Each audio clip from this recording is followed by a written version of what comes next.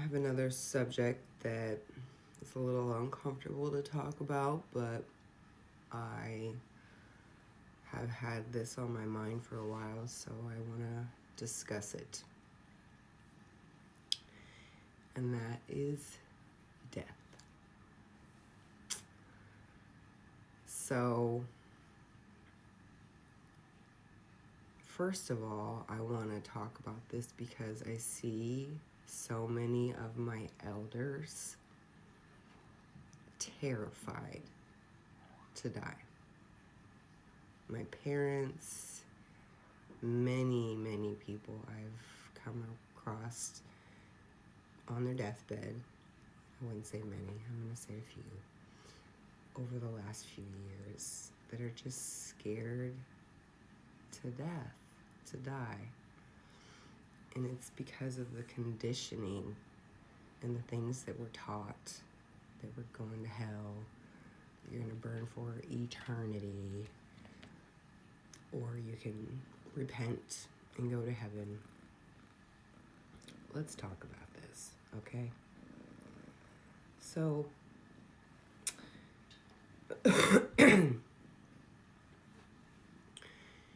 in our pineal gland, which is the inside of the brain, the part of the brain that connects you to everything, the part of the brain that they call the third eye, that helps you to know all. That's your pineal gland. And during death, our pineal gland releases huge amounts of a chemical called DMT. DMT is in our brains all the time. It is released during really deep sleep. It's released during birth. It's released in smaller amounts than death. And it's released in near-death experiences. People describe this feeling as out-of-body experience. They describe this feeling as a warm feeling, seeing light, floating in the air, talking to spirits or deities, divine beings. So DMT is a really pleasant experience. And as a matter of fact, it's in most plants. We cannot metabolize it without another chemical. So that's what they do in, like, ayahuasca releases DMT, but it has to be, or it has DMT in it, but it has to be with another plant in order for you to be able to metabolize the DMT. So those are done under supervision of like shamans who can go into this spirit world with you. They can go in there with you and help you through that. Because if you have some things in your subconscious, you may encounter some dark things. But really, it just shows us that everything is one. We are the trees are us. We are a blade of grass. We are a tiny grain of sand on the beach. We all and everything is one. So, I have been around a lot of death in my life, and maybe that's normal, I don't know, because I only know what I know. But I worked in a nursing home for a really long time, and so I worked in a nursing home well over a decade, so I sat with many residents as their soul was leaving their body. Many times I've sat with people as they were dying, especially people that didn't have family there, you know. I've lost sisters, brothers. I've lost a few people that I've dated.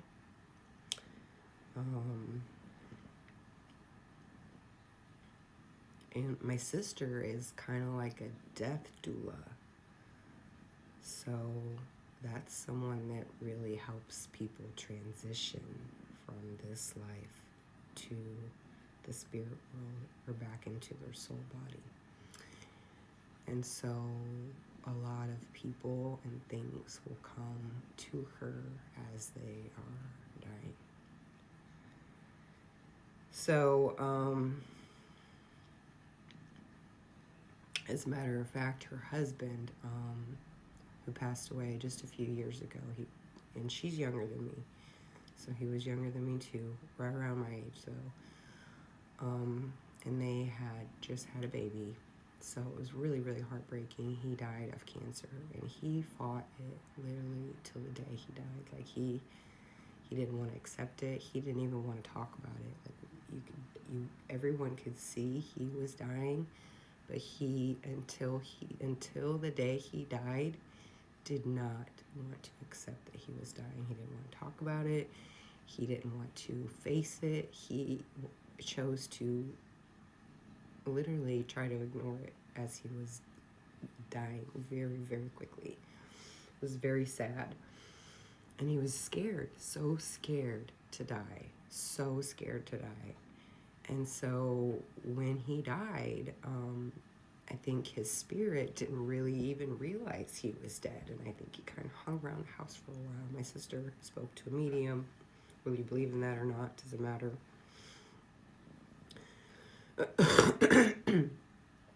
And I have a story too about that.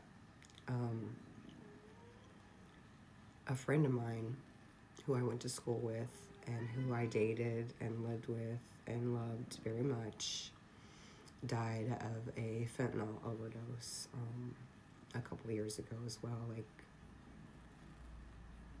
within 6 months, I think, after my sister's husband died. He died.